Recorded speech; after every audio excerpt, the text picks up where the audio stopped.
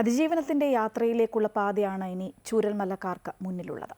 100ഓളം വ്യാപാര സ്ഥാപനങ്ങൾ ഉണ്ടായിരുന്നു ചൂരൽമലയിൽ. അവയെല്ലാം ഉരുൾപൊട്ടൽ കവർന്നെടുത്തു. എത്രയൊക്കെ തിരിച്ചെടുക്കാൻ ശ്രമിച്ചാലും അതൊന്നും പൂർണ്ണമാകില്ല എന്ന തിരിച്ചറിവും സങ്കടവും ഒക്കെയായി കഴിയുകയാണ് ചൂരൽമലയിലെ വ്യാപാരികൾ. 22 കിലോമീറ്റർ അധികം ദൂരമുണ്ട് കൽപ്പറ്റ നഗരത്തിൽ നിന്ന് ചൂരൽമലയിലേക്ക്. അതുകൊണ്ട് തന്നെ ദൈനംദിന ജീവിതത്തിന് ആവശ്യമായ എല്ലാ സംവിധാനങ്ങളും ചൂരൽമലയിൽ ഈ നാട്ടുകാർ ഒരുക്കി വെച്ചിരുന്നു. 100-ലധികം കടകൾ ഉണ്ടായിരുന്നു ചൂരൽമലയിൽ. നനച്ചിരിക്കാത്ത നേരത്തെത്തിയ ദുരന്തം എല്ലാം കവർന്നെടുത്തു.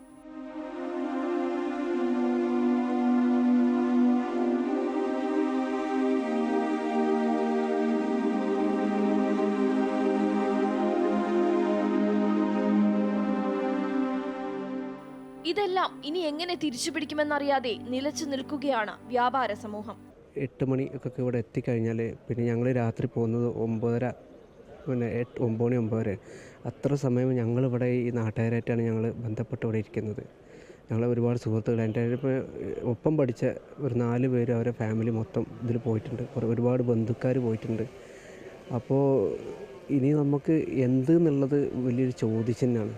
പ്രത്യേകിച്ച് ഇപ്പോൾ എല്ലാവരും ശ്രദ്ധിക്കാത്തൊരു വിഭാഗമാണ് കച്ചവടക്കാരെന്ന് പറയുന്നത്. അധികം ആളുകളും ശ്രദ്ധിക്കാത്ത ഒരു വിഭാഗത്തിൽപ്പെട്ടാണ് കച്ചവടക്കാരെന്ന് പറയുന്നത്.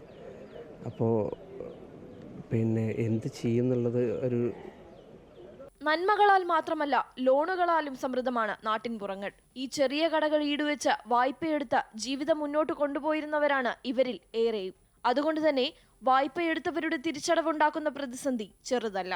ഇനിയിപ്പോൾ നമ്മൾ ഈ കൂട്ടത്തിൽ ബാങ്കിൻ്റെ അടവുകൾ ഒരു തലക്ക്, നമ്മളെ ഉപജീവനം ഒരു തലക്ക്.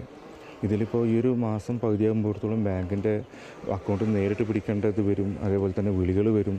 ഇതൊക്കെ എന്താ മറുപടി പറയാമെന്നറിയില്ല. അപ്പോൾ നമുക്ക് ശരിക്കും പറയുകയാണെങ്കിൽ രണ്ട് വിഷമം എന്ന് പറഞ്ഞാൽ, ഒന്ന് നമ്മളെ കൂടപ്പിറപ്പ് പോലത്തെ നമ്മളെ ആളുകൾ, നമ്മളെ കൂട്ടുകാരന്മാർ ഇവരൊക്കെ പോയ വിഷമം, അവരെ മുഖം ഒരു തലക്ക്. പിന്നെ നമ്മൾ ഉറങ്ങാൻ പറ്റുന്നില്ല എന്ന് പറഞ്ഞാൽ നമുക്ക് നമ്മളെ ഈ ഒരു ചിന്തകൾ. ചൂരൽമലക്കാരുടെ സാരഥിയായി ഈ പ്രദേശത്തിലൂടെ സഞ്ചരിച്ച കാശിനാഥനും ഈ ചെളിയിൽ ആഴ്ന്നു കിടപ്പുണ്ട്. ഇത്തരം ആളുകളുടെ ജീവിത സ്വപ്നങ്ങൾ കൂടി മുന്നിൽ കണ്ടുകൊണ്ടാവണം സർക്കാർ പുനരധിവാസ പദ്ധതികൾ ആലോചിക്കാൻ.